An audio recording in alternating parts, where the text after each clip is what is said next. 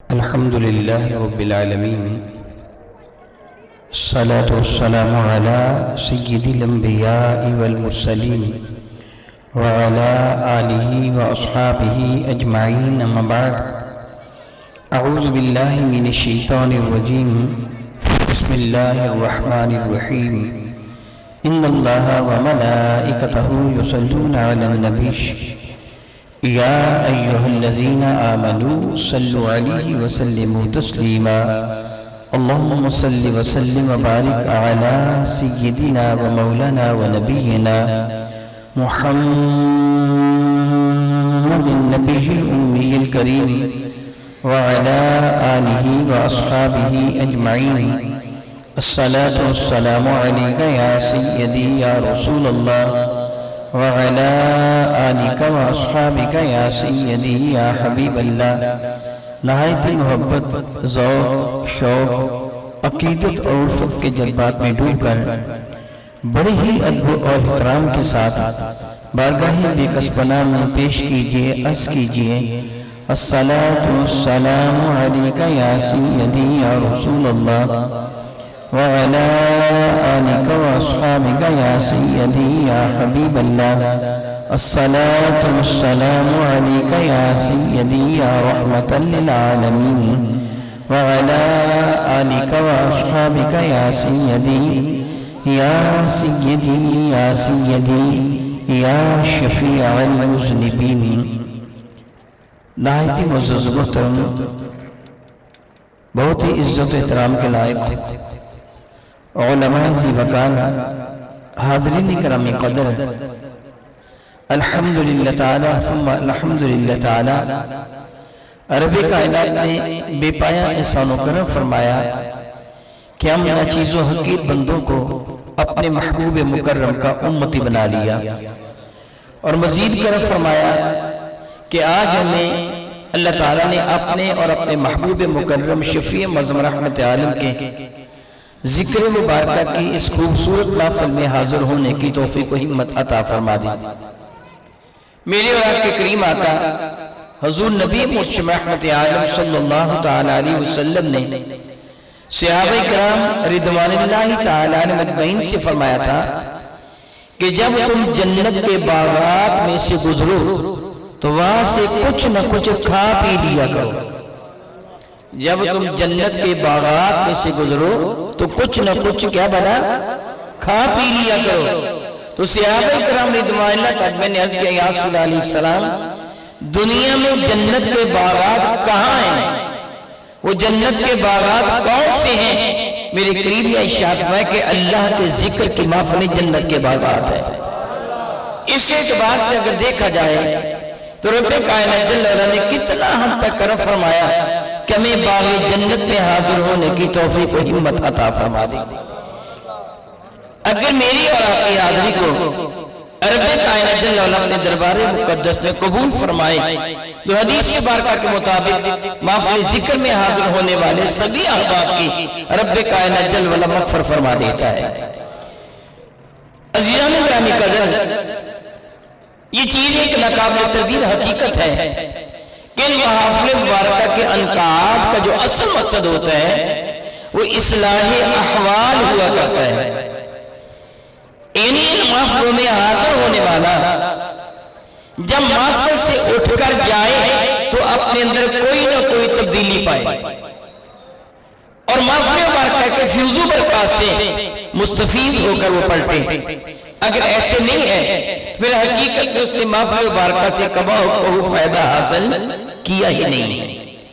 میرے بھائی ابھی تھوڑی دیر پہلے کہہ رہے تھے جو معزز سے یہ آیا کہ فلاں نعت خوان کو سننے کے لیے جا رہا ہوں یا فلاں عالم دین کو سننے کے لیے جا رہا ہوں، وہ اس کی خاطر آیا ہے جو اس نیت کے ساتھ آیا ہے کہ میں اپنے رب کی رضا کی خاطر آیا ہوں، وہ اللہ کی رضا کے لیے آیا ہے. اور پھر جو اللہ کی رضا کے لیے اپنے گھر سے چلتا ہے اس نیت کے ساتھ چلتا ہے کہ میں محفل مبارکہ میں اس لیے جا رہا ہوں کہ اللہ تعالیٰ اس کے رسول مرشد رحمت عالم صلی اللہ علیہ وسلم کے ارشادات عالیہ کا کچھ حصہ مجھے بھی میسر آ جائے گا تو میرے اور آپ کے کریم آقا تاجدار ارض و جم شفیع معظم رحمت عالم کا ارشاد گرامی قدر ہے کہ من اکبر قدمیہ فی سبیل اللہ حرم اللہ علیہ النار۔ میرے کریم آقا تاجدار ارض و جم شفیع معظم رحمت عالم کے ارشاد گرامی قدر کا مفہوم بنتا ہے جو اللہ کی رضا کی خاطر اللہ کی راہ میں چلتا ہے، اس کے پاؤں پہ گرد و غبار پڑ جائے تو اللہ تعالیٰ اس پر جہنم کی آگ حرام فرما دیتا ہے۔ کتنا درجہ میسر آ جاتا اس شخص کو جو اللہ کی رضا کی خاطر اپنے مولا کو راضی کرنے کے لیے، علم دین سیکھنے کے لیے، احادیث نبویہ سیکھنے کے لیے جو کسی محفل میں حاضر ہوتا ہے، یقیناً لیکن اللہ تعالیٰ کے حضور اس کا درجہ بہت بلند و بالا ہو جاتا ہے۔ عوامی کرام قدر، اگرچہ محفل کا عنوان اللہ اور اس کے رسول کا ذکر ہے، کسی بھی انداز سے آپ قرآن کریم کی اب تلاوت کریں تو اللہ کا بھی ذکر ہے، اللہ کے نبی کا بھی ذکر ہے۔ کوئی سی حدیث پر کا آپ تلاوت کر لیں، اللہ کا بھی ذکر ہے، اللہ کے نبی کا بھی ذکر ہے۔ جی میں آج میرے یہ آیا بیٹھے بیٹھے کہ کیوں نہ ہو میں اس ذکر کا تذکرہ کروں جس کو اللہ نے بھی ذکر فرمایا، اور کیا فرمایا؟ اقیم الصلاۃ لذکری، نماز قائم کر میرے ذکر کے لیے۔ اب اللہ کا ذکر کیا ہوا؟ نماز کا، بتائیے بھلا، نماز کا قائم کرنا، نماز کا قائم کرنا کیا ہوا؟ اللہ کا ذکر ہوا۔ تو رب کریم کا یہ حکم ہے کہ میرے ذکر کی خاطر نماز کو قائم کر، یعنی جو بندہ نماز کو قائم کرتا ہے وہ اللہ تعالیٰ جل وعلا کا ذکر کرتا ہے۔ میرے اور آپ کے کریم آقا رب ذوالجلال کی محبوب تاجدار ارض و جم شفیع معظم رحمت عالم صلی اللہ علیہ وسلم نے کبھی ارشاد گرامی قدر فرمایا تھا صحابہ کرام کو سمجھانے کے انداز میں کہ انسان سے کوئی گناہ یا کوئی جرم جب سرزد ہو جاتا ہے تو اللہ تعالیٰ اس کے آئینہ قلب پر ایک دھبا، ایک نقطہ سیاہ بنا دیتا ہے۔ جس کسی آدمی سے کوئی گناہ سرزد ہوتا ہے تو اس کے آئینہ قلب پر ایک سیاہ نقطہ بن جاتا ہے۔ اگر وہ بندہ توبہ کر لیتا ہے تو نقطہ دھل جاتا ہے، اگر توبہ نہیں کرتا بلکہ گناہ آلود زندگی بسر کرتا ہے، دوبارہ اس سے جرم سزا ہوتا ہے تو نقطہ پہلے سے بڑا ہو جاتا ہے۔ پھر معاذ اللہ تعالیٰ سماذ اللہ تعالیٰ جیسے جیسے وہ گناہ کرتا چلا جاتا ہے نقطہ بڑا ہوتا چلا جاتا ہے، حتیٰ کہ ایک وہ وقت آتا ہے کہ وہ نقطہ پورے دل کو اپنی لپیٹ میں لے لیتا ہے۔ میرے کریم آقا رسول اللہ علیہ وسلم فرمایا یہی معنی ہے اللہ تعالیٰ کے ارشاد گرامی قدر کا، برَّأْنَا عَلَىٰ قُلُوبِهِمْ، بلکہ ان کے دلوں پر زنگار کی تہ چڑھ چکی ہے۔ معاذ اللہ تعالیٰ سماذ اللہ تعالیٰ رب کائنات جل وعلا کے حضور ایک اعتبار سے، ہر اعتبار سے نہیں، ایک اعتبار سے وہ مردود ہو چکے ہیں کہ رب کائنات جل وعلا کی رحمت سے وہ دور ہو رہے ہیں۔ پھر میرے کریم آقا رسول اللہ سے کسی اور وقت صحابہ کرام نے عرض کیا تھا اللہ کے نبی علیہ السلام دلوں کی جلا، دلوں کو سر نو نکل کرنے، سیکل کرنے، دھونے کا طریقہ کیا ہے؟ اگر دل معاذ اللہ تعالیٰ گناہوں کی وجہ سے وہ سیاہ ہو گیا ہے، دل پر اگر زنگار کی تہ چڑھ گئی ہے تو اس کو دور کس طرح کیا جائے گا؟ میرے قریب نے فرمایا کہ اللہ کے ذکر سے۔ کیسے بلا؟ میں آپ کو بالکل نہیں کہوں گا کہ ہاتھ کھڑے کرو، آپ جانتے ہیں میری عادت کو، میں نہیں کہوں گا اونچی آواز میں نعرہ لگاؤ، میں نہیں کہوں گا اونچی آواز میں سبحان اللہ کہو، آپ کا جی چاہے تو کہیں، جی چاہے تو نہ کہیں، لیکن اگر میں کوئی بات پوچھوں تو میری بات کا جواب ضرور دیں تاکہ مجھے سمجھ آئے، مجھے پتہ چلے کہ آپ کو میری باتوں کی سمجھ آ رہی ہے۔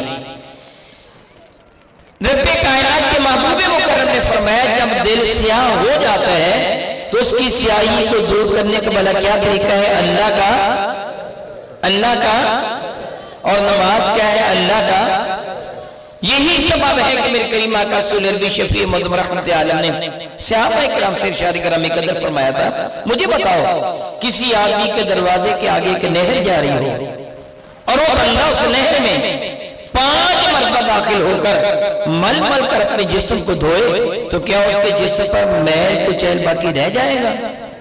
تو صحابہ کرام نے کہا یا رسول اللہ علیہ السلام نہیں، دور نہیں جانا ہے، دروازے کے آگے نہر ہے، ایک مرتبہ نہیں 5 مرتبہ مستحب میں داخل ہو کر سادہ نہیں مل مل کر اپنے جسم کو دھونا ہے، میل کو چہل کا ذرا بھی باقی رہ جائے گا۔ میرے قریب نے مسکرا کے ارشاد فرمایا یہی حال نماز کا ہے، جو پانچوں وقت نماز پڑھتا ہے رب کائنات اس کے سارے گناہ معاف فرما دیتا ہے، اس پر اپنی رحمتوں کا نزول فرما دیتا ہے، اپنی عنایات بے پایاں سے اس کو نواز دیتا ہے۔ میرے اور آپ کے آقا سلیر کی شفیع مدم رحمت کون و مکا علیہ تیوت السنان ارشاد کرمی قدر فرمایا وہ بندہ جو نماز پڑھتا ہے، وہ بندہ جو نماز پڑھتا ہے، یوں سمجھو اپنے رب کے ساتھ وہ گفتگو کرتا ہے، مناجات کرتا ہے، اپنے رب کے ساتھ وہ کلام کرتا ہے۔ میرا اللہ ارشاد فرماتا ہے نماز میرے اور بندے کے درمیان آدھی آدھی ہے، یعنی وہ ادھر الحمدللہ رب العالمین کہہ رہا ہوتا ہے اور اس کا رب اس پہ اپنی رحمتوں کا نزول فرما رہا ہوتا ہے۔ سیدنا عثمان غنی رضی اللہ تعالیٰ نے ایک صبح کہ جب ٹھنڈی ہوا چل رہی تھی، رات کچھ بھیگی ہوئی تھی، ہلکی ہلکی بوندا باندی ہو رہی تھی، تہجد کا وقت تھا، حضرت عثمان غنی رضی اللہ تعالیٰ عنہ اٹھے، آپ نے اپنے غلام کو بلایا، حمدان بات سنو، وہ حاضر ہوا، حضور فرمائیے کیا حکم ہے؟ فرمانے کہ وہ مشکیزہ پانی کا جو صحن میں لڑک رہا ہے ساری رات، ٹھنڈی ہوا کے تھپیڑے جسے ٹکراتے رہے ہیں، پانی خوب ٹھنڈا ہو چکا تھا، فرمایا وہ مشکیزہ اٹھا لاؤ، غلام مشکیزہ اٹھا لایا، حضرت سیدنا عثمان غنی رضی اللہ تعالیٰ عنہ بیٹھے اور بیٹھ کر وضو فرمانے لگے، ہاتھوں کو دھویا، کلی کی ناک میں پانی ڈالا، چہرے کو دھویا، اپنے بازو تک ہاتھوں کو دھویا، سر کا مسح کیا، پاؤں کو دھویا، پھر اٹھ کے کھڑے ہو کر مسکرا پڑے۔ مسکرانے کے بعد اپنے غلام سے فرمانے لگے تجھے پتہ ہے میں کیوں مسکرایا ہوں؟ وہ کہنے لگا جی مجھے کیا پتہ آپ کیوں مسکرائے ہیں، میں نے اس سے یہ کیا کہ آپ کو وضو کروایا، آپ نے وضو کیا، وضو کر کے اٹھ کے کھڑے ہو کے مسکرا دی، مجھے کیا پتہ کہ مسکرائے ہو؟ تو فرمانے لگے یہی جگہ تھی، ایسا ہی موسم تھا، رات بھیگی ہوئی تھی، ٹھنڈی ٹھنڈی ہوا چل رہی تھی، ہلکی ہلکی بوندا باندی تھی، تہجد کا وقت تھا، یہیں بیٹھ کر میرے نبی نے وضو فرمایا تھا۔ وضو فرمانے کے بعد میرے نبی اٹھ کے کھڑے ہوئے تھے صلی اللہ تعالیٰ علیہ حبیبہ دائما ابدا، پھر میرے نبی مسکرا دیے تھے۔ آج جب میں اٹھا اس جگہ آیا مجھے وہ سارا منظر یاد آ گیا، آج میں نے اپنے نبی کے سنت پر عمل کیا ہے، وضو کر کے میں مسکرایا ہوں، میں نے اپنے نبی کو سنت پہ عمل کیا۔ تو نے تو مجھ سے سوال ہی کیا، ہم نے یعنی ہم صحابہ نے بارگاہ ساتھ میں باپ نے عرض کیا تھا اے اللہ کے نبی صلی اللہ علیہ وسلم آپ کیوں مسکرائے ہیں؟ تو میرے نبی نے اپنے مسکرانے کا یہ سبب ارشاد فرمایا تھا کہ جب بندہ اس وقت وضو کرتا ہے جب وضو کرنے کو جی نہیں چاہتا، یہ بات قابل غور ہے جو میں دراصل آپ کو سمجھانا چاہتا ہوں، وضو کب کرتا ہے جب وضو کرنے کو جی نہیں چاہتا، نیند گہری آ رہی ہوتی ہے، بستر نرم اور گداز ہوتا ہے، بالخصوص سردی کے موسم میں لحاظ میں مزہ آ رہا ہوتا ہے، اٹھنے کو جی نہیں چاہتا، کمال کی بات ہے تب اٹھے، اٹھنے کو جینا چاہے تو تب اٹھے۔ میں عموماً سمجھانے کے لیے ایک مثال دیا کرتا ہوں نماز کی خاطر، میں یہ مثال دیا کرتا ہوں کہ اگر کوئی مجھے ملنے کے لیے آنا چاہے، میں یہ مثال دیا کرتا ہوں کہ اگر آپ میں سے کوئی مجھے ملنے کے لیے آنا چاہے، میرے ساتھ اظہار محبت کرتا ہوا، اظہار عقیدت کرتا ہوا میرے پاس آنا چاہے، راستے میں اسے کوئی اچکا ملے اور وہ کہے کہاں جا رہے ہو، آپ میں سے وہ شخص بتائے کہ میں شاہ صاحب کو ملنے کے لیے جا رہا ہوں، وہ ہو میرا بھی دشمن اور آپ کا بھی دشمن، وہ کہے میں نہیں جانے دوں گا تجھے اس کے پاس، آپ کہے میں تو جاؤں گا، آپ کے اس کے ساتھ ہو جائے لڑائی، آپ آئے میرے پاس، گریبان آپ کا چار تھا، بٹن آپ کے ٹوٹے ہوئے تھے، کپڑے آپ کے پھٹے ہوئے تھے، حالت آپ کی غیر تھی۔ میں نے حیران ہو کر پوچھا خیریت ہے؟ اس طرح کپڑے پھڑوا کے کہاں سے آئے ہو؟ اس نے مجھے بتایا کہ جناب شاہ جی میں آپ کے پاس آ رہا تھا، راستے میں ایک اچکا ایک گنڈا مجھے ملا، اس سے پوچھا کہاں جا رہے ہو؟ میں نے کہا شاہ جی کو ملنے کے لیے جا رہا ہوں۔ اس سے کہا نہیں جانے دوں گا۔ میری اس کے ساتھ لڑائی ہو گئی، جھگڑا ہو گیا، اس کے ساتھ میں لڑ کے مار پیٹ کر کے پھر اس کو میں شکست دے کر گرا کر مجھ سے چھوٹ کر آپ کے پاس آ گیا ہوں۔ ایمان سے بتائیے میرے دل میں اس کی محبت بڑھے گی یا کم ہوگی؟ سارے بتا دو کیوں بڑھے گی؟ اس لیے کہ اس نے دشمن کا مقابلہ کر کے پھر میرے پاس آیا ہے۔ محبت بڑھ جائے گی نا۔ میں یہ سمجھایا کہ تو اسی طرح شیطان تجھے کہے گا نماز نہ پڑھ، تو کہ میں پڑھوں گا ذلیل، میں تجھ کو ذلیل کروں گا، میں پڑھ کے دکھاتا ہوں تجھے کہے موسم بہت ٹھنڈا ہے، رضائی میں تجھے اٹھا ہوا ہے، نیند بڑی گہری ہے، اٹھ کے بیٹھ جا، کہ ذلیل میں تجھ کو ذلیل کروں گا، میں بتاؤں گا کہ میں نماز کس طرح پڑھتا ہوں، پھر تیرا رب تجھ کو اپنی بے شمار رحمتوں کا نزول فرمائے گا۔ میرے قریب نے یہی فرمایا، میرے قریب نے یہی فرمایا کہ وضو تب کرے جب وضو کرنے کو جی نہ چاہتا ہو، کہ ٹھنڈا پانی ہے یار میں وضو نہیں کروں گا۔ میرے نبی فرمانے لگے جب وہ وضو کرتا ہے نا تو رب کائنات اس کے ہاتھوں کے سارے گناہ اس پانی کے صدقے سے دھو دیتے ہیں جو ہاتھوں پر پڑ رہا ہوتا ہے، اور پھر جب وہ کلی کرتا ہے تو زبان سے صادر ہونے والے سارے گناہ معاف کر دیے جاتے ہیں۔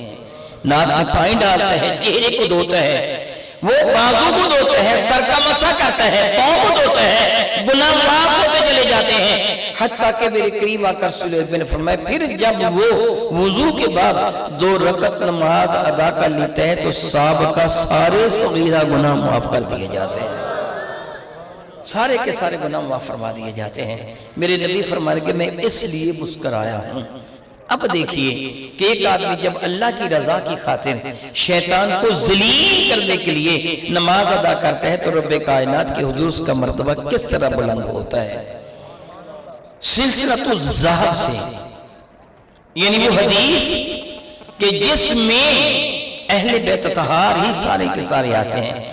امام زین العابدین اپنے ابا جان امام حسین سے روایت کرتے ہیں، امام حسین حضرت علی المرتضیٰ سے روایت کرتے ہیں، علی المرتضیٰ میرے نبی سے روایت کرتے ہیں۔ اس روایت کو سلسلۃ الذہب کہتے ہیں، سنہری سند، سونے کی سند۔ فرماتے ہیں کہ اے نمازی، جب وہ نماز پڑھ رہا ہوتا ہے نمازی، اے نمازی اگر تیری نگاہوں کے سامنے سے پردہ اٹھا دیا جائے اور تجھے پتہ چلے کہ تجھ پر اللہ کی کتنی رحمتوں کا نزول ہو رہا ہے تو اللہ کی قسم تو قیامت تک نماز میں کھڑا ہونا پسند کرے۔ کہ جب تو نماز پڑھنے کے لیے کھڑا ہوتا ہے نا تو کیا ہوتا ہے؟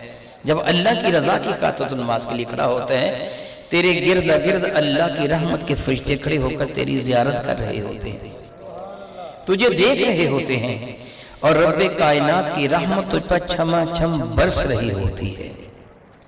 اللہ کی کائنات کی عنایتیں میں پاس سے تجھے نوازا جا رہا ہوتا ہے اور تجھے اتنا پروٹوکول دیا جا رہا ہوتا ہے جس طرح آپ کسی آنے والے مہمان کو بہت اچھے طریقے سے اس کا استقبال کرتے ہو، پروٹوکول دیتے ہو، ہار پہناتے ہو، پھولوں کی پتیاں نچھاور کرتے ہو، رات سے بھی اس کے سر پر بچھاتے ہو، معلوم نہیں سے کیا کچھ کرتے ہو، اس وقت اس کی قلبی کیفیت کا کیا اندازہ تو کر سکتا ہے جب اس کو اتنا پروٹوکول دیا جا رہا ہو۔ تو سوچئے جب تجھے حالت نماز میں اللہ کے فرشتے پروٹوکول دے رہے ہوں گے تو پھر تیرا عمل کیا ہوگا، تجھے کتنا لطف آ رہا ہوگا۔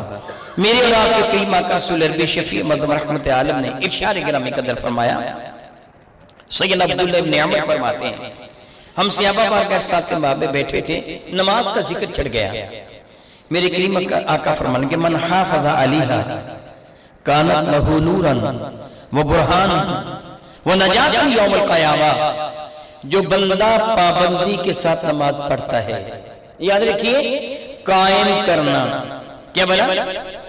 اللہ تعالیٰ نے بار بار قرآن کریم میں کیا فرمایا؟ نماز کو قائم کرو۔ نماز کو قائم کرنا کسی کہتے ہیں محض پڑھنا نہیں ہے بلکہ قائم کرنا ہے، محض پڑھنا نہیں ہے بلکہ کاما یقوم سے وہ علماء تشریف فرماتے ہیں کسی چیز کو تسلسل کے ساتھ اپنائے چلے جانا. 5 نمازیں آپ نے پڑھی ہیں، اس کے بعد پھر 6ٹھی نماز، پھر اگر 7ویں نماز اللہ حاضر کیا درمیان میں وقفہ نہ آنے دینا، مکمل طور پر. مثلا دیکھیے یہ محفل کب تک قائم ہوگی؟ جب تک یہ سارے پنڈال میں آپ بیٹھے رہیں گے، پروگرام چلتا رہے گا. پھر کیا ہوگا؟ محفل ختم ہو جائے گی، قائم کم رہے گی. قائم کب تک ہے؟ جب تک یہ چل رہی ہے اس تک کو قائم ہے نا. تو نماز کو پڑھ کے چھوڑنا نہیں ہے، تسلسل کے ساتھ اس کو قائم رکھنا ہے. میرے کریم آقا صلی اللہ علیہ کبھی ارشاد گرامی قدر فرمایا تھا اس بندے کے ایمان کی گواہی دے دو جس کا دل مسجد میں لٹک رہا ہے. اس بندے کے ایمان کی گواہی دے دو، کہہ دو اللہ کی قسم وہ ایمان والا ہے. ایمان کی گواہی دے دو اس کی جس کا دل مسجد میں لٹکا ہے. تو صحابہ نے کہا یا رسول اللہ وہ کون شخص ہے جس کا دل مسجد میں لٹکتا ہو؟ میرے کریم فرمانے کے جو ایک نماز کے بعد دوسری نماز کا انتظار کرتا ہے وہ جو سمجھو مسجد میں ہی بیٹھا ہے، اس کا دل مسجد میں لٹک رہا ہے. اور پھر یہ کتنا اجر ہے، کتنا اجر ہے. بحمدللہ تعالیٰ سبحان الحمدللہ تعالیٰ میرے نبی کے صدقہ سے میرے کریم آقا نے ارشاد گرامی قدر فرمایا جو نماز عشاء با جماعت ادا کر کے سو جاتا ہے اور نماز فجر سے اٹھ کے با جماعت ادا کر لیتا ہے، اللہ تعالیٰ فرشتوں کو حکم دیتا ہے اس کی ساری رات کا سونا عبادت میں درج کر لو. میں ساری رات یہ نماز پڑھتا. یہ کیا ہے؟ نماز کا قائم کرنا. یہ کیا ہے؟ نماز کا تسلسل کے ساتھ نماز کا ادا کرنا. درمیان میں کبھی بھی کسی نماز کو قضا نہ ہونے دینا.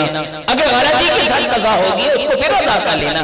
یہ ہے نماز کا قائم کرنا، نماز کی حفاظت کرنا. میرے لیے فرماتے ہیں من حافظ علیہا، میں اللہ کا نبی یہ وعدہ کرتا ہوں کہ جس نے نماز کی حفاظت کی، اس کو پابندی کے ساتھ پڑھا. یاد رکھیے میں کوئی وعدہ کروں، ہو سکتا ہے کہ وعدے کو پورا کر سکوں یا نہ کر سکوں، انسان ہوں.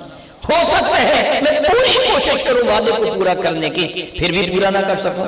میں اس کی مثال دے کے سمجھاتا ہوں. میں ساتھ ہی چنگی تلاوت سے ہی آیا ہوں، میں گاڑی پر آیا ہے.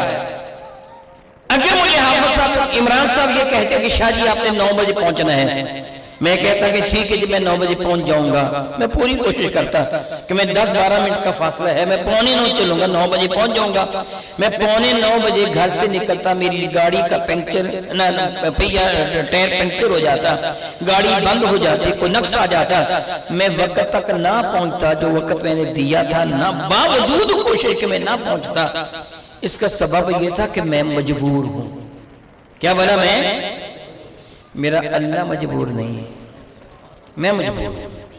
میں کوشش بھی کروں وعدہ کو پورا کرنے کی. ہو سکتا ہے میں وعدہ پورا نہ کر سکوں باوجود کوشش کے، لیکن اللہ اور اس کا رسول مجبور نہیں ہے، وہ جو کہتے ہیں کر دیتے ہیں. اور جہاں تک میرے نبی کا تعلق ہے، میرے نبی نے وعدہ کیا فرمایا؟ من حافظ علیہا فکانت لہو نورا وبرہانا ونجاتا یوم القیامہ.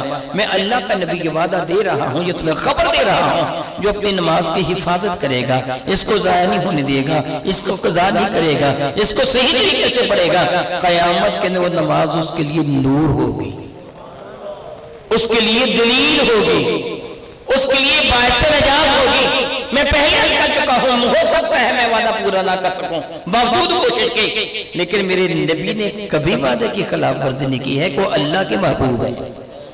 حضرت سیدنا عبداللہ بن ابی حمزہ رضی اللہ تعالی عنہ میرے نبی کے صحابی ہیں، اور یہ حدیث برکت سنن ابی داؤد شریف کے اندر ہے.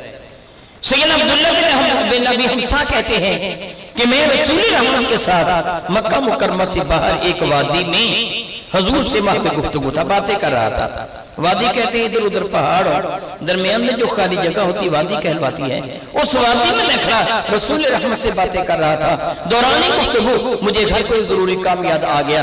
میں نے بارگاہ ساتھ ماں میں عرض کیا. یاد رکھیے اس وقت میرے نبی نے ابھی اعلان نبوت فرمایا نہیں تھا. ابھی لوگوں کو پتہ نہیں تھا کہ یہ شخصیت اللہ تعالیٰ کے محبوب ہے اور خاتم النبیین ہے، آخری نبی ہیں، لوگوں کو نہیں پتہ تھا عمومی طور پر۔ میرے قریب آقا نے اس واقعہ کے شاید کتنے سال بعد، شاید میرے آقا کے سو کے ظاہری عمر مبارکہ وہ 25 سال کی تھی یا 30 سال کی تھی، بعض نے 35 سال کی لکھی ہے، 40 سال کی عمر میں میرے کریم نے اعلان نبوت فرمایا، یعنی اس کے کئی سال بعد اس وقت کی بات ہے۔ اہل مکہ ان کو صادق اور امین کے نام سے جانتے تھے۔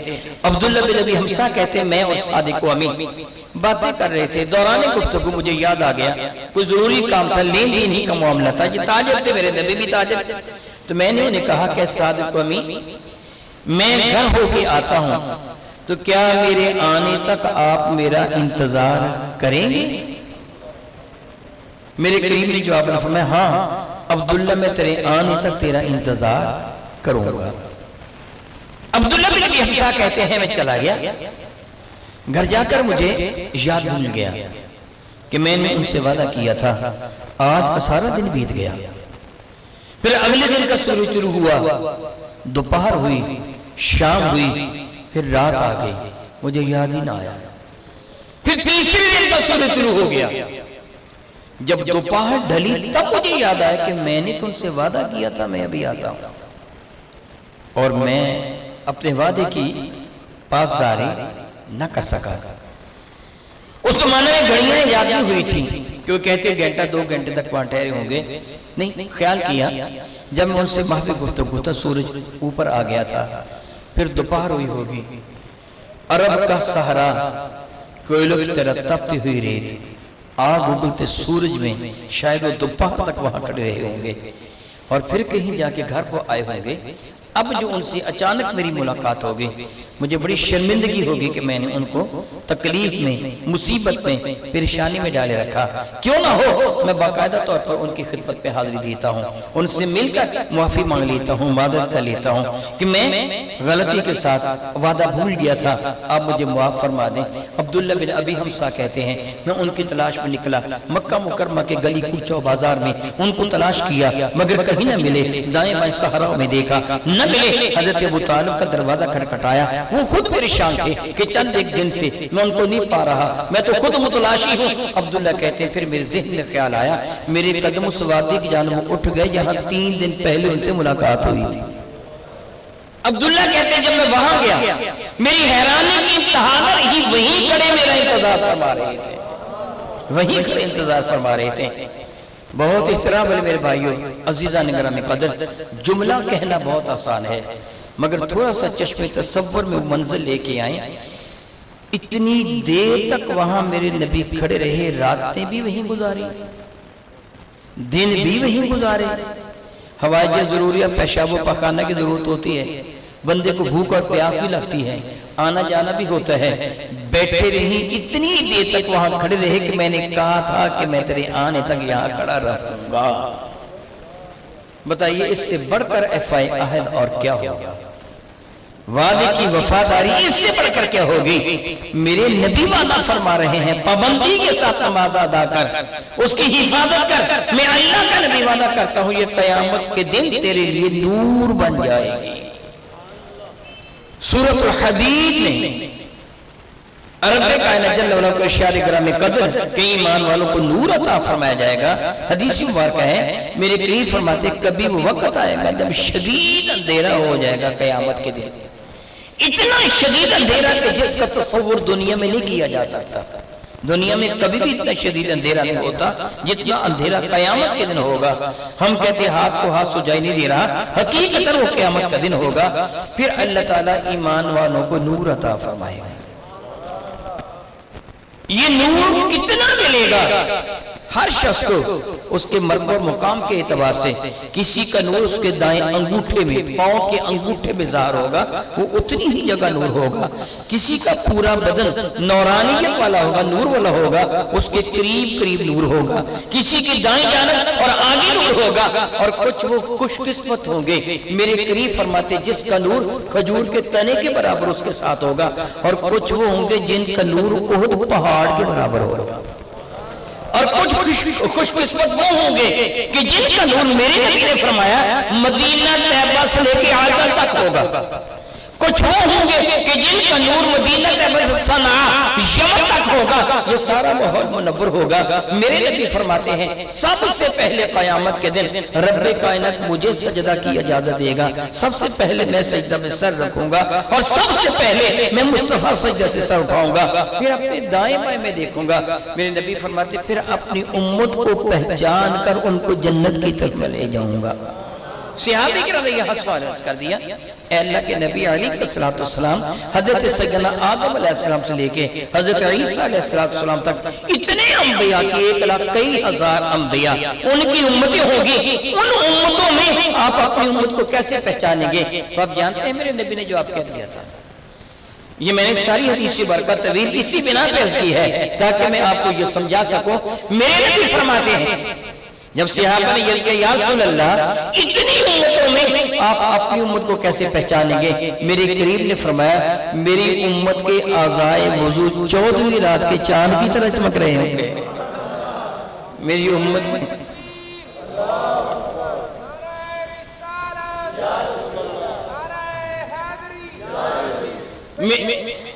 मेरी उम्मत के आज़ाए वुज़ू क्या होगा 14वीं रात के। यहां मैं थोड़ा सा चुभता हुआ सवाल करूं, मैं आपसे सवाल करता हूं, आज़ाए वुज़ू केने के चमकेंगे?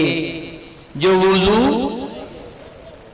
बताइए भला, जो वुज़ू करते हैं, जो वुज़ू नमाज के लिए करते ही नहीं हैं उनके आज़ा भी चमकेंगे। फिर मेरे नबी ने यह भी फरमाया था जिस कदर तुम कर सको ज्यादा से ज्यादा अपने आज़ाओं को चमकाओ। उलमाए किराम इसके ये माने बयान फरमाते कि हमेशा आप वुज़ू रहो, तुम्हारा वुज़ू टूटे तो जल्दी फिर वुज़ू कर लो। बाद में फरमाया थोड़ा सा ज्यादा कुहनी से ऊपर तक धो लो, पांव को टखने से ऊपर तक धो लो ताकि तुम्हारे आज़ाए वुज़ू ज्यादा से ज्यादा चमकेंगे क़यामत के दिन। फिर मेरे नबी फरमाते हैं उनको पहचान के निकाल लूंगा। ये क्या है? गौर कीजिए, खुदा न खासा खुदा न खासा खुदा न खासा जो आदमी अपनी नमाज की हिफाजत नहीं करता उसके आज़ाए वुज़ू नहीं चमकेंगे तो मेरे करीम उसको अपना उम्मती मान लेंगे? बताइए भला जी। फिर आप क्या चाहते हैं क़यामत के दिन आप नबी की उम्मती साबित हों कि ना हो? गौर कीजिए, मेरे आका को अपनी उम्मत पर कितना एतमाद था, कितना यकीन था। वो जिस पंजाब में कहना हम में दावे के साथ बात करना, आप ये जानते हैं, बहुत अच्छी तरह जानते हैं पहले नमाज़े वाला कितनी फर्ज हुई थी। मैं तफसील में नहीं जाऊंगा, आप जानते हैं सारे के सारे। मेराज की शब 50 हुई थी और फिर क्या हुआ था? मेरे कलीम आका तशरीफ लाए, मूसा कलीम अल्लाह से मुलाकात हुई तो मूसा कलीम अल्लाह ने क्या किया था, या रसूल अल्लाह नमाजों में क्या बोला? यार ये बात तो आपके फायदे की है, बता दो क्या करो नमाजों में कमी करवा लो। और हजूर वापस गए थे, 5 नमाजें कम हुई। इसी तरह बार बार आते जाते रहे, 45 नमाजें कम हो गई। 45 नमाजें।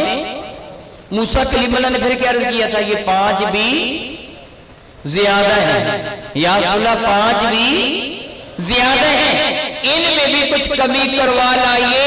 तो अब जानते हैं मेरे नबी ने क्या फरमाया था, मूसा क्या मेरी उम्मत इतनी गिरी है कि 5 भी ना पड़े? मेरे नबी ने कितना एतमाद किया था तुम पर। मूसा कलीम वाला को फरमाया था मुझे बार बार जाते हया आ रहा है, मेरी उम्मत 5 भी नहीं पड़ेगी। वो तो मेरे नाम पर अपनी जानें कुर्बान कर देते हैं। जानते हैं सहाबा किराम का अमल किया था। हज़रत सैयदना अब्दुल्लाह इब्न उमर रज़ियल्लाहु ताला अन्हु, सैयदना फारूक आज़म के लख्ते जिगर हैं, फतह मक्का के मौका पर मेरे नबी के साथ थे सल्लल्लाहु ताला अलैहि दाइमन अबदा। मेरे और आपके करीम आका रसूल रहमत सल्लल्लाहु अलैहि वसल्लम एक ऊंटनी पर सवार थे फतह मक्का के मौका पर, और बाद में जब हुज्जतुल विदा के मौका पर तशरीफ लाए तब भी ऊंटनी पर सवार थे। कुसवा नामी ऊंटनी थी, मेरे नबी उस पर सवार थे। राह से चलते हुए एक ऐसी वादी से गुजरे, इधर उधर पहाड़ थे, दरमियान में थोड़ा रास्ता था, उस रास्ते से गुजरे तो एक पहाड़ पर एक दरख्त उगा हुआ था जिसका डाल इस तरह उस रास्ते की जानब झुका हुआ था। मेरे करीम आका जब वहां से गुजरे, ऊंटनी पर सवार थे, हजूर ने अपना सर अनवर नीचा किया और उस डाल के नीचे से गुजर गए। सीधे बैठे था ऊंटनी पर, डाल के करीब आए तो क्या किया, सर अनवर جھکا دیا، ڈال کے نیچے سے گزر گیا۔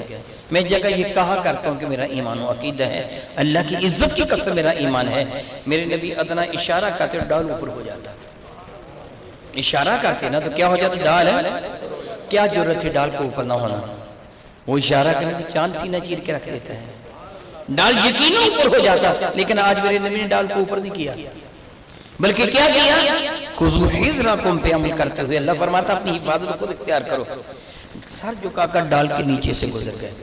جو صحابہ خچروں پر سوار تھے، گھوڑوں پر سوار تھے، گدوں پر سوار تھے، پیدل تھے، وہ تو ویسے گزر گئے، جو اونٹوں پر سوار تھے اس کے نیچے سے گزرتے ہوئے سر جھکا کے گزرے۔ عبداللہ بن عمر بھی اسی طرح سر جھکا کے گزرے۔ مکہ مکرمہ فتح ہو گیا، میرے کریم آقا جہاں رنگبو سے عالم بالا کی جانب تشریف لے گئے۔ اب مکہ مکرمہ مدینہ طیبہ کے درمیان لوگوں کا آنا جانا کثرت سے شروع ہو گیا۔ فتح مکہ کے بعد لوگوں نے نئی شاہراہیں تیار کر لی، اب کافر شاہراہوں سے آتے تھے جاتے تھے، بڑی سڑکوں سے آتے جاتے تھے۔ عبداللہ ہمیشہ اسی پگڈنڈی سے گزرا کرتے تھے، اور جب جو اس درخت کے نیچے سے گزرتے سر جھکا کے گزرتے، اور آپ کے ساتھ والے بھی ایسے ہی کرتے۔ کسی نے کہا عبداللہ اب تو شاہراہیں تیار ہو گئی ہیں، چوڑی چپلی سڑکیں تیار ہو گئی ہیں، راستے میں پانی کے انتظام ہے، جانوروں کے لیے چارے کا انتظام ہے، تم اسی پگڈنڈی سے گزرتے ہو، اب اس کو چھوڑو نئی سڑکوں سے گزرو۔ عبداللہ نے جواب دیا نہیں، اللہ کی عزت کی قسم میں نے اپنے نبی کو اس راستے سے گزرتے دیکھا ہے، میں یہیں سے گزروں گا۔ اور جب اس درخت کے نیچے سے گزرتے سر جھکا کے گزرتے، پھر حوادث زمانہ کی وجہ سے تیز آندھی نے اس درخت کو اکھاڑ پھینکا، جب کوئی چرواہوں سے کاٹ کے لے گیا، اب وہ درخت وہاں موجود نہیں تھا۔ اب بھی عبداللہ اس راستے سے گزرے تو اس پہاڑ کے نیچے آ کے سر جھکا کے گزرے۔ کسی شخص سے سوال کیا عبداللہ اب تو درخت ہے نہیں، پھر تم سر کیوں جھکا رہے ہو؟ تو فرمانے کہ اللہ کی قسم نہ پہلے سر اس لیے جھکاتا تھا کہ سر ٹکرا کر زخمی ہونے سے بچ جائے، نہ اب اس لیے جھکا رہا ہوں، بس میں نے اپنے نبی کو یہاں سر جھکاتے ہوئے دیکھا ہے، میں سر جھکا کے ہی ہمیشہ گزروں گا۔ یہ ہے عمل۔ اسی بنا پہ میرے نبی نے فرمایا تھا کیا میری امتی 5 بھی نہ پڑھ سکے گی؟ جب میں کہوں گا پڑھو، میں کہوں گا نمازیں پڑھو، تو کیا وہ 5 بھی نہیں پڑھ سکیں گے؟ اے موسیٰ وہ ضرور پڑھیں گے۔ تو اب آپ کیا بنیں گے؟ میرے نبی نے جو بڑے دعوے کے ساتھ فرمایا تھا میرے امتی 5 بھی نہ پڑھیں گے، اب آپ کو کیسا بننا چاہیے؟ اس لیے میری کریمہ کا فرماتے ہیں قرۃ عینی فی الصلاۃ، میری آنکھوں کی ٹھنڈک نماز کے اندر ہے، میری آنکھوں کی ٹھنڈک نماز کے اندر ہے۔ اب جو بندہ چاہتا ہے میرے نبی مجھ سے راضی ہو جائیں، وہ خوش ہو جائیں، اسے کیا کرنا چاہیے؟ نماز پڑھنی چاہیے۔ میرے نبی فرماتے ہیں کانت لہو نورا، نور بھی ہوگی، برہان اس کے پر دلیل بھی ہوگی کہ مسلمان ہوں، ونجات اور نجات دینے والی ہوگی، ومن لم یحافظ علیہا جو نماز نہیں پڑھتا ہے یا کبھی کبھار پڑھ لی اس کی حفاظت نہیں کرتا، لم تکن لہو نورا ولا برہانا ولا نجات یوم القیامہ، پھر نہ قیامت کے دن اس کے لیے نور ہوگا، نہیں ہوگا نور، بلکہ کیا ہوگا؟ پھر اندھیرا ہوگا، ڈگمگائے گا، اس کے پاس ایمان کی کوئی دلیل نہیں ہوگی، ولا برہان، میرے نبی کہہ رہے ہیں اس کے پاس کوئی دلیل نہیں ہوگی، ولا نجات، اس کے نجات بھی نہیں ہوگی۔ اس طرح میرے کریم آقا فرماتے ہیں معاذ اللہ تعالیٰ ثم معاذ اللہ تعالیٰ یاتی یوم القیامت، وہ قیامت کے نسخ کو لایا جائے گا معاذ اللہ قارون و حامان و ابی بن خلف، معاذ اللہ تعالیٰ ثم معاذ اللہ تعالیٰ۔ میرے بھائیوں ایک دن کا ذکر ہے، حضرت سیدنا انس بن مالک رضی اللہ تعالیٰ روایت کرتے ہیں، ایک دن کا ذکر ہے میرے نبی تشریف فرماتے ایک بندہ آیا، اس بندے نے آ کے عرض کیا یا رسول اللہ علیہ السلام قیامت کب آئے گی؟ میرے نبی فرمانے کہ تو نے قیامت کے لیے کیا تیار کر رکھا ہے؟ وہ شخص عرض کیا یا رسول اللہ علیہ السلام بہت ساری عبادت تو نہیں ہیں، البتہ میرے دل میں آپ کی محبت ہے۔ کیا بولا؟ میرے دل میں میرے کریمہ کا مسکرا دی، فرمانے گے انتا مع من احببتا، پھر فکر کا ہے گا قیامت کے تو اس کے ساتھ ہوگا جس کے ساتھ تو محبت کرتا ہے۔ اب اس کو معیت کس کی ملی؟ کس کے ساتھ ہوگا قیامت کے دن؟ وہ بتائیے بھلا وہ کس کے ساتھ محبت کرتا تھا؟ رسول اللہ کے ساتھ. اور دوسری روایت ہے کہ بارگاہ ساتھ بار بیعت کیا گیا تھا یا رسول اللہ علیہ وسلم کسی سے محبت کرے تو قیامت کے دن اس محبت کا کیا پیدا ہوگا؟ میرے نبی نے فرمایا تھا المرء مع من حب، بندہ قیامت کے دن اس کے ساتھ اٹھے گا جس کے ساتھ وہ محبت کیا کرتا تھا. اگر آپ صحابہ کرام سے اہل بیت مصطفیٰ سے محبت کرتے ہیں تو پھر ان کے ساتھ اٹھیں گے نا. سوچئے جو نماز نہ پڑھے گا وہ کس کے ساتھ اٹھے گا؟ جو آدمی نیکوکاروں کے ساتھ اٹھے گا. اللہ تعالیٰ فرماتا ہے وَمَن يُطِعِ اللَّهَ وَرَسُولَهُ فَأُولَئِكَ، جو اطاعت کرے گا اللہ کی اور اللہ کے رسول کی. اللہ اس کا رسول کیا حکم دیتا ہے؟ نماز پڑھنے کا کہ نہیں؟ بتائیے والا نماز پڑھنے کا. تو اللہ فرماتا ہے وَمَن يُطِعِ اللَّهَ وَرَسُولَهُ فَأُولَئِكَ مَعَ الَّذِينَ أَنْعَمَ اللَّهُ عَلَيْهِمْ، جو اللہ اور اس کے رسول کا حکم مانتے ہیں، اطاعت کرتے ہیں، وہ ان لوگوں کے ساتھ ہوں گے جن پر اللہ نے اپنی نعمتوں کا نزول فرمایا. وہ کون ہیں؟ من النبیین والصدیقین والشہداء والصالحین. وہ نبی ہیں، انبیاء ہیں، وہ صدیق ہیں، شہداء ہیں، اولیاء اللہ ہیں. وحسن اولئک رفیقا. ذرا غور کرو کتنے پیارے ساتھی ہیں. گویا جو نماز پڑھتا ہے متقیوں پرہیزگار ہے، قیامت ان کے ساتھ اٹھے گا. جو نماز نہیں پڑھتا یأتی یوم القیامت، میرے نبی فرماتے قیامت کے دن ان کو ساتھ لایا جائے گا. کن کے؟ قارون و حامان و ابی بن خلف. وہ ساتھی ہوگا قارون کا، حامان کا، ابی بن خلف کا. آپ جانتے ہیں یہ کون تھے؟ بھی پتہ ہے کون تھے؟ چلو میں تھوڑا تعارف کروا دیتا ہوں. قارون حضرت سیدنا موسیٰ کلیم اللہ کے زمانہ میں تھا، ایمان کا دعویٰ کرتا تھا. موسیٰ کلیم اللہ نے اسے حکم دیا زکوٰۃ ادا کر. بڑا مالدار بن گیا تھا موسیٰ کلیم اللہ کی دعاؤں کے صدقہ سے. اس سے زکوٰۃ ادا کرنے سے انکار کر دیا. اختصار کے ساتھ آپ کو بتا رہا ہوں، وہ زکوٰۃ ادا کرنے سے انکار کر دیا اور بنی اسرائیل کو آپس میں بنی اسرائیل کو اکٹھے کر کے کہنے لگا دیکھو موسیٰ کلیم اللہ تم سے چندہ مانگتے ہیں، یعنی زکوٰۃ تم سے چندہ مانگتے ہیں. پہلے بھی انہوں نے کیا کچھ کیا، بعد اللہ تعالیٰ ان کی وجہ سے ہمارے کتنے بچے قتل کر دیے گئے، ہمیں اپنی مصر سے نکلنا پڑا وغیرہ وغیرہ. اب یہ ہم سے چندہ مانگتا ہے. اگر میری بات مانو تو ہم موسیٰ کو چندہ نہیں دیں گے. وہ غریب لوگ تھے، یہ بڑا امیر آدمی تھا. چاندی کے سکے دے کر اپنے ساتھ ملا لیا. کہہ لگا تو میری تائید کرنا، جو میں کہوں گا وہ کہنا. ہم یہ چندہ شندہ نہیں دیں گے موسیٰ کو، بلکہ ہم اپنے آپ روپے پیسہ یعنی سونا چاندی اپنے پاس رکھیں گے. ایک خاتون کو، ایک عورت کو، کسبی عورت کو بلا کے کہنے لگا میں تجھے اتنے ہزار یہ سونے کے سکے اشرفیہ دوں گا، دینار دوں گا. بات صرف اتنی ہے بھرے مجمع میں تو حضرت موسیٰ کلیم اللہ پہ الزام لگا دینا انہوں نے میرے ساتھ برائی کی، یہ الزام لگا دینا، میں تجھے اتنی رقم دوں گا. وہ عورت مان گئی. اب قارون حضرت موسیٰ کلیم اللہ کے ساتھ پاس آیا، کہنے لگا اے موسیٰ بنی اسرائیل والے منتظر ہیں، تشریف لائیے، تقریر کیجیے ان کے سامنے، واز کہیے. حضرت موسیٰ کلیم اللہ تشریف لائے. آپ نے فرمایا جو گناہ کرے گا اس کو یہ سزا ملے گی، فلاں فلاں سزا ملے گی، سزاؤں کا ذکر کیا. قارون کہنے لگا یہ جرم عام بندہ کرے گا اس کو سزا ملے گی، اگر یہ جرم آپ کریں تو فرمانے گے مجھے بھی سزا ملے گی. وہ کہنے لگا اچھا فلاں اٹھ کے کھڑی ہو جا. وہ کھڑی ہوگی، کہنے لگے بتا تو ہمیں کچھ کہہ رہی تھی. وہ عورت ڈر گئی. موسیٰ کلیم نے فرمایا میں تجھے اس اللہ کی قسم دیتا ہوں جس نے بنی اسرائیل کے لیے دریا کو پھاڑا، جس نے منہ اور سلوہ نازل کیا، بتا ساتھ کیا ہے. اور کانپنے لگی، کہنے لگی جی مجھے قارون نے کہا تھا میں تجھے اتنے ہزار دینار دوں گا، سونے کے سکے دوں گا. تو موسیٰ کلیم اللہ پر الزام لگا دینا، اس لیے میں نے الزام لگایا. سیدنا موسیٰ کلیم اللہ نے سجدہ میں سر رکھ دیا، عرض کیا مولا اگر میں تیرا سچا رسول ہوں تو قارون کو سزا دے. کیا کر قارون کو سزا دے.